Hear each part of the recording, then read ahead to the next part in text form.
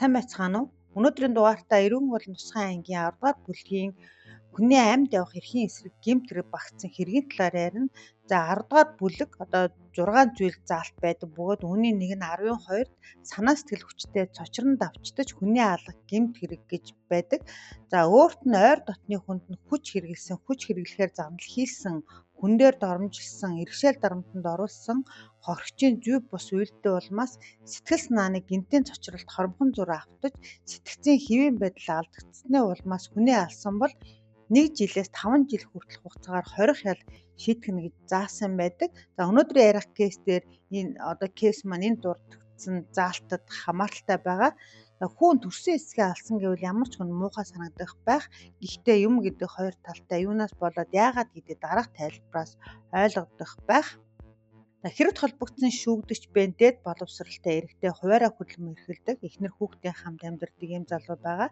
За цагдаагийн газар 2022 оны 3 дугаар сарын 5-ны өдөр 10 цаг 40 минутад би аавтайгаа муудалцаад зохиод унгасчихсан. Тэгсэн чинь сэрэхгүй байна гэсэн дуудлага мэдээлэл ирсэн байна. За дуудлага өгснөөс хойш 9 минутын дараа цагдаа нар очиход шүүгдэгч хаалга тайлбар өгсөн мөгөөд нэгэн эрэгтэй доошоо харсан гавлын ясандаа гэмтэл авч нас барсан байдалтай хэвтэж байсан байна. За тухайн өдөр юу болсон талаар ярив.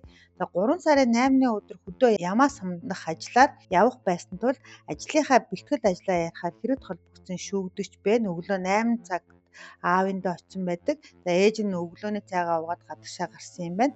За тэгээд тэр хоёр гэртээ үлдээд галт хооны өрөөнд хөдөө явах ажил хэргийнхээ талаар ярьж байхдаа хүүн аавдаа хөдөө ямаа самналахаар авч авах гэж байгаа 20 хүн дээр нэмээд 5 хүн авчихсан гэж хэлэхэд аав нь за би чамд 20 хүн ав гэж хэлсэн. Яагаад 5 хүн нэмээд авч байгаа юм бэ? Том толгой гарах юм гэж хэлээд өгөн мохоор хүүгээ загнасан юм байна. За тэгэхэд хүүн за 20-25 хүний ялгаа байхгүй штэ. Нэгэн цугулчихсан юм чиндээ аваад явъя гэж хэлэхэд аав нь тийм олон хүн авч явах машин байхгүй. Дахиад нөгөө хараалын өгөө хэлж дандаа хүний өгөөс зүрнэ гэж хүүгээ алгадаад зохиод авсан юм байна. За хүүн аавдаа та яагаад ийм түргэн уртай байд юм юмнаас болоод зохиод ахтаа яад юм насаараа би тантай ажил хийж байна. Өгнөөс чинь зүрж үзээгүй. Ойрхон байхаар зохид зодно хол байхаар уцаар хашгирж гуайх чинь гэхэд аав нь цай ууж байсан мөнгөн аяга хүү рүүгээ авч чулуудаад цаашаа нөгөө өрөөгээ явж байхдаа дахиад нөгөө хараалын өгөө урсган том толгойтой болж миний өгөнд бүр орхоо байж чамайг юу н алднаа гэж амандаа бутанцаар цаашаа алгасан. Яг тэр үед хүүн өрөөндөө байдаг тонгор хутгаа авахар цаашаа явж байна гэж бодоод айсандаа галт тоонд байдаг борс нүддэг нүдүүрийг авч баруун гараараа толгой хэсэгт нь 2 удаа цохиход аав нь шууд газар тунаад өгсөн юм байна. За шүүгдэгч мөрдөн шалах ажиллагааны болон шүүхийн хилцүүлэх төгсөн мэдүүлэгтэй. За би тэр үед юу болсноо санахгүй байна. Дараа нь дүрслэн бодож байцаалтаа өгсөн. За маргаан ямар хугацаанд үргэлжилсэн, түүний араас яаж цогсон гэдээс сайн санахгүй байна. Шалан дээр унсан аавыгаа харж чадаагүй. Дээрээс нь хүнжил хайсан. Тэгээ дотор маань муухай хараад гараа харсан чинь цус болсон байхаар нь гараа угаасан. За би яахаа мэдхгүй айсандаа амиа хорлоё гэж бодоод зориг орох санаатай сервантад байсан архинаас задлаад скант хийж уусан боловч 2 жаахан хүүхэд маань нүдэнд харагдаад тэдэндээ хорогдоод амиа хорлож чадаагүй. Хэсэг хугацааны дараа 103 дуудлага өгсөн. Дараа нь 102 руу залгасан. Яагаад ийм зүйл болсон шалтгаан нь ерөөсөө гэр бүлийн харилцаа хүчирхийлэл. За шүүгдэгч Бен бага наснаас аавдаа зодуулж өссөн тул ааваасаа маш их айдаг. За түүний хэлж байгаагаар аав маань маш их хөдөлмөрч хүн боловч их төргөө ууртай улангассан нүдтэй юмд бол уурлаж уцаарлаж намайг зоддог байсан. За баруун гараа зүүн мөрөндөө хүргэж чадхааргүй даахтгүй болтол гарт баригдсан таарлцсан зүйлээр зодож нүддэг байсан. За гар хүлгээд ер нь бол зодуулж цохиулаагүй газар миний биед байхгүй. Аав маань нэг уурлахаараа юу хийж байгаагаа октоос ойлгодоггүй. Дараа нь уурн гарсан ч хүүхдээ аргадаж уучлахгүй мэддэггүй хүн байсан. За тухайн үед би хүүхэд байсан болохоор зодуулсан төрсөн эсгээ цагдаад дуудлага өгж байгаагүй. Цагдаад өгье гэсэн бодолж байгаагүй. За аав ахыг өөрийн үгээр хажуудаа байлгах гэдэг байсан боловч ах төвчж чадаагүй. Аавтай уцаар ярилгүй 3 жил болж байгаа. За аав хэрээс хитэрсэн авир өдөр бүр гаргадаг байсан. За би хүүхэд гэр бүлийнхээ төлөө сэтгэл өвдөж гол харлаж хийсэн үйлдэлтэй маш их гэмчит байна гэжээ. Хүний хөгжил нэртэй сэтгэл зүй, сэтгэл судлал, бясалгалын чиглэлээр сургалт зөвлөгөө өгдөг газарт 2021 онд ээж нь хүүгээ дагуулад сэтгэл зүйн зөвлөгөө авсан байдсан билээ. За хэрэг гарахаас 1 жилийн өмнө гэсэн үг. За шүүгдэгчийн ээж нас барсан хүний эхнэр нь шүүхийн хилцүүлэлт өгсөн удаад мэдүүлэхдээ за би нөхөртөөгөө 1978 оноос хойш хамт амьдарч байна. За тэр маш хэрцгий, хур цайхштай, догшин авиртай хүн байсан. За хэрэгт холбогдсон миний хүүг иргэшээлтэй байлгах гэдэг байсан.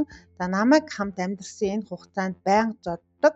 За зодохдоо хаалгаа түгжээд зургтын дуу чангалж байгаад зоддог. Удаа дараа зодуулсны улмаас гар хугарч, эрүү далиж, 2 хавирах хугад байсан. За цагдаад хэлбэл би чамайг ална гэж хэлдэг байсан учраас би айсандаа цагдаад хэлж байгаагүй. За дэргэд байгаа үед харснаас нь хүртэл айгаа чөлөөтэй ч хөдөлж чаддаггүй. За талигач хэрэг гардаг өдрийн өмнөх өдрөө амралтын авъя гэхээр би явахгүй гэж хэлсэн чинь над руу буцалсан ус хүртэл цацсан. Санаанд таалагдахгүй зүйл өөдөөс нь хэлхэл юм бол хараал урсган хүнийг л буруутгадаг ийм л хүн байсан. Хэрэгт холбогдсон бэ миний хамгийн бага хүү маш томоотой миний хэлсэн ярьснаас огт гардаггүй хүүхэд. За миний хүү багаасаа аваасаа маш их айж өссөн. За нэг удаа би гэрээ цэвэрлж байгаа нэг цаас байхаар нь аваад гартал миний хүү бэ. Ээжээ би танд маш их хайртай амьдрах үнэхэрийн арга алга гэсэн утгатай зүйл бичээд үлдээсэн байсан. За тэр үед 4 юм уу 5 дахь анги л байсан байх.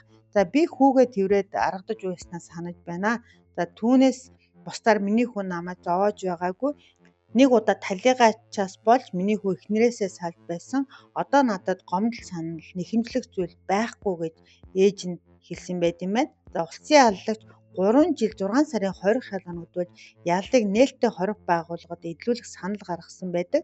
За хөрөгчийн хууль ёсны төлөөлөгч буюу ээжийнх нь авсан өмгөөлөгч шүүгдэгчид хорхоос өөр төрлийн ял оногдуулж өгнө гэсэн бол шүүгдэгчийн өмгөөлөгч хориг хайлгагдуулахгүйгээр тэнцэж өгнө гэсэн тус саналыг гаргасан байна.